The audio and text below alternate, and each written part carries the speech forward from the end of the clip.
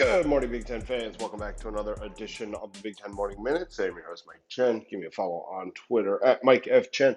Follow the show site over there as well at Big Ten. It is Hump Day, Wednesday, June 30th, 2021, and we are getting closer to NIL Day 1. It is coming. It is right around the corner. I'm not sure if you guys got a chance to see this, but Graham Mertz from Wisconsin, the quarterback, the rising, I guess, freshman, but technically,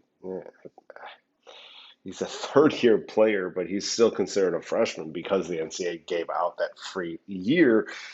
However, he came out, tweeted out a logo for himself, so it's coming. It looks like Wisconsin has prepared their players, and other schools, I'm sure, have done the same because it's a big recruiting aspect now to be able to get these players in front of people, and not only that, the opportunity to make sure that they can monetize themselves because nothing's ever guaranteed, and especially when you're looking at the game of football in general, 100% nothing is guaranteed, and you can suffer a career-ending injury, on a random play and never get that opportunity to play in the NFL. So you're going to see a lot more NIL stuff, and it's coming, and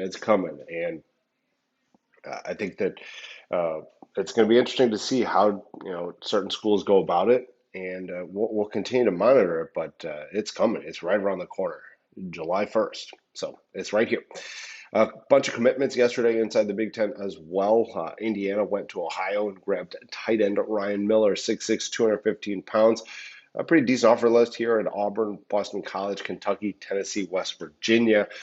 Uh, you know, I think that Tom Allen's doing a fantastic job, and I think he's going to continue doing a fantastic job because he runs a great program. They really have a good culture there. Um, I think that last year was kind of their breakthrough. Michael Penix doesn't get hurt. You have to wonder, what kind of team that they'd ultimately be. But they're close. It's getting there, and I really like this commitment by Ryan Miller. I think it's a very solid one.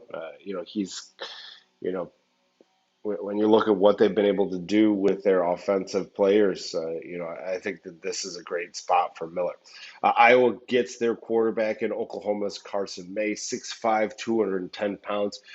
Great frame, really good. However, unfortunately, not a lot of recruiting action. There were some schools talking to him, but aside from the offer from Iowa, May did not have any other Power Five offers. So you always have to wonder what kind of quarterback prospect that is when they don't have other Power Five offers. But uh, it's just, I think that that's one thing in my mind that Iowa really hasn't been able to do is recruit that high level elite quarterback. And May doesn't fall into that category, unfortunately. So we'll see how May ends up doing when he arrives on campus in a little over a year.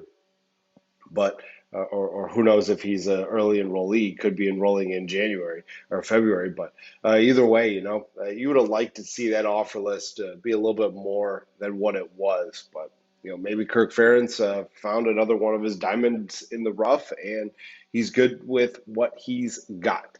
Purdue went to New Jersey and grabbed offensive lineman Vince Carpenter, 6'6", 275 pounds. He had an offer from Kentucky, and that is it. That was the only other Power 5 offer that Carpenter had. Like May, I'm just kind of in like a loss of words here. I think that every Big Ten program should be striving to be better than other Big Ten programs, not striving to be better than MAC programs. Kentucky, Kentucky's great and all, but Kentucky gives an offer out to everybody. Very similar to West Virginia and Nebraska. These schools just they throw out their offers, and not all of them are committable. Who knows? But either way, you've got a lot of guys that are going to ultimately end up with these offers, and you kind of wonder, are they just throwing that out there to grab their attention and hope that they are the fallback plan? Who knows? Who knows? But for Wisconsin yesterday, that 100% wasn't the case. They stayed in state, which they typically do with their offensive linemen. They grabbed a commitment from Joe Brunner, and Brunner at 6'6", 300 pounds is one of the best players at his position in the country. Offers from Notre Dame, Ohio State, LSU, Michigan, Penn State. That's just the tip of the iceberg for Brunner. Paul Chryst is getting a really, really good offensive lineman here. I think he's getting one of the top offensive linemen, not only in the state, but in the country. They're still working on it. It seems as if, Wisconsin is kind of over that hump of being slow on the recruiting trail. I think they just needed the dead period to end for them to start to get players on campus, to see them live, and to make those offers committable. And Brunner is just a huge player, very talented.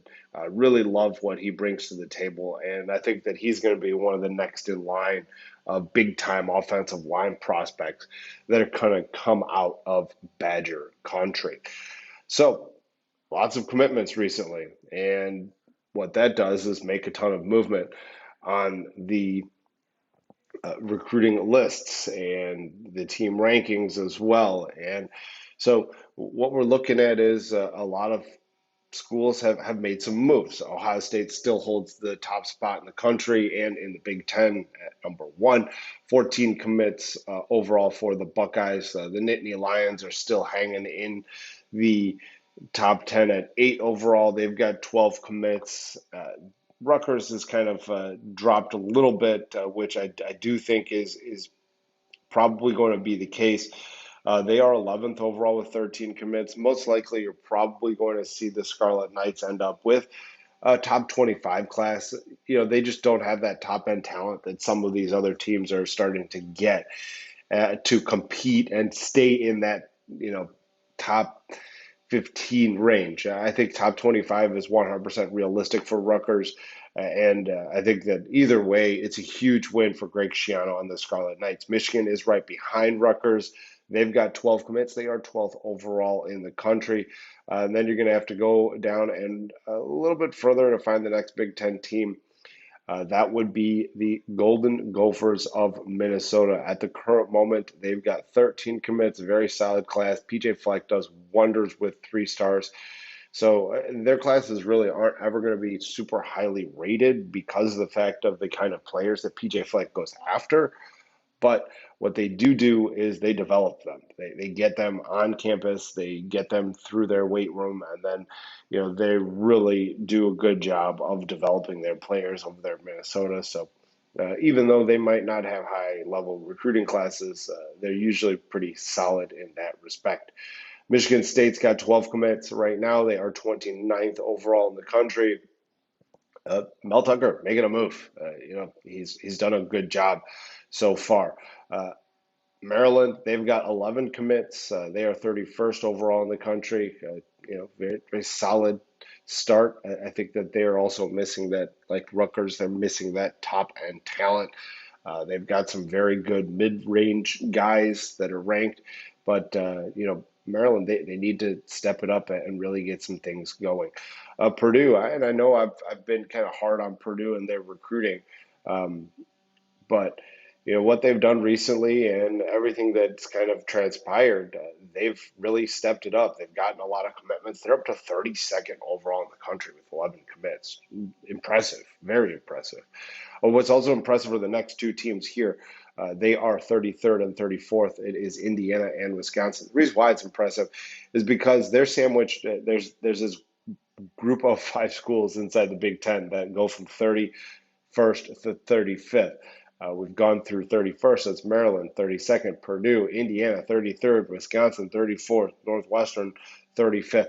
The difference that Indiana and Wisconsin have than Maryland, Purdue, and Northwestern is that they have less commitments. Maryland, Purdue, Northwestern, 11 total commitments. Indiana, Wisconsin, Indiana respectively has 8. Wisconsin has 9. There is room for improvement for the Indiana and Wisconsin classes. That's what's impressive about this. they are going to continue to rise. Remember, Wisconsin was like in the 70s just a few weeks ago. They're really making a move. Obviously, the addition of Brunner is going to help. They've also got some bigger fish to fry, like Carson Hintzman. Uh, that they could potentially end up with a top 25 class, which would be very impressive. Again, Northwestern 35th overall with 11 commits. The Illini, they are still doing decent, solid. Really, Brett Bielema is making the inroads for in the state. And there's some big news from the Illini from yesterday as well that I'll get into in just a moment. They're 41st overall in the country. They've got 10 commits. Nebraska, 46th overall in the country with 7 total commits. And, the Cornhuskers are doing okay. Again, it's okay. Iowa, like I said, that Carson May commitment really didn't move the needle too much. Due to that offer list. Only 6 commitments right now for the Hawkeyes and Kirk Ferentz, 57th overall in the country. And that's it. That's the recruiting rankings right now.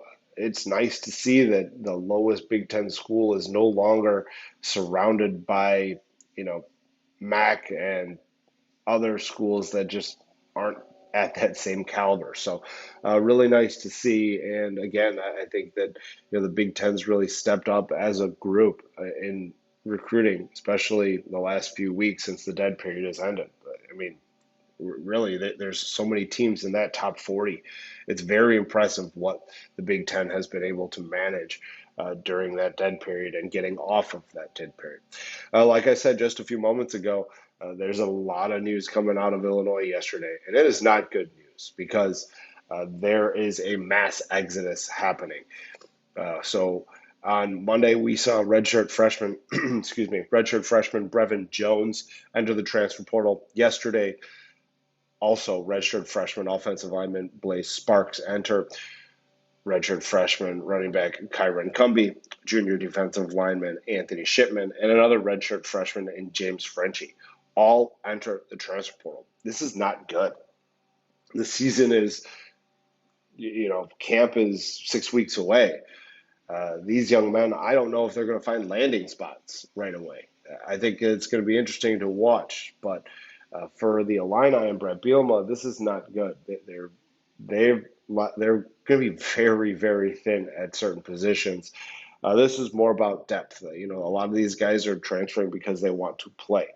And for the Illini, especially with the coaching change from Lovie Smith to Brett Bielema, you want to have as many players there as possible so that they can make moves.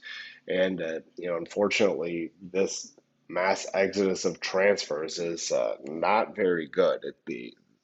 It's just not good at all for the Illini. The depth is really going to hurt. You hope that everyone stays healthy and is able to play a full season, but if injuries start to amount and to mass up, it's going to be a rough year for the Illini. I thought that they had potential to kind of correct things and be somewhere near 500. If they start to have some injuries and really start to test that depth chart, it might be worse. It might be really bad. I'll get into some previews of the season, in about a month and a half or so, mid-August. But geez, that it's so many transfers and so many young players as well. It's a bit concerning in my estimation, but it's something that you have to monitor. One note on the basketball side of things before I sign off for the morning, and that is Ohio State's Dwayne Washington. He has made his decision on his future. He will continue to stay in the NBA draft and no longer be enrolled at Ohio State. This one's a tough one for them. Their 2 best players in Washington and E.J. Liddell both tested the NBA waters this year, and no lie, I think that in my estimation, and I'm an NBA guy. I watch the NBA, but not a ton. But I watch. I think I probably watch more college basketball. But either way, you're looking at a team that had Big Ten championship aspirations. Now they could be falling into the middle of the pack. Washington was a very big contributor this past year, along with Liddell. Liddell was arguably the most improved player from one year to the next in the conference, and there's potential they could lose both of those guys, and that would definitely hurt Chris Holtman's team. They really needed those two guys. Late in the season when EJ Liddell kind of got hurt, uh, that's I wouldn't say that's the exact reason why they got knocked out in the first round of the NCAA tournament, but it definitely didn't help. He kind of injured his ankle a little bit during the Big Ten tournament, and ultimately, the Buckeyes were one and done in the NCAA tournament. So we'll see what Liddell does, but as of right now, they've lost at least half of their top two players that they expected to return. So not the best day for the Buckeye basketball team yesterday. And that will do it for me this morning on your Big Ten Morning Minutes. Once again, I appreciate the listen. Go ahead and give me a follow on Twitter at Mike F. Chen. Follow the show site over there as well at Big Ten MM. Rate us, review, share us on all of your listening platforms. Have a great hump day, Big Ten fans. I'll talk to you tomorrow morning.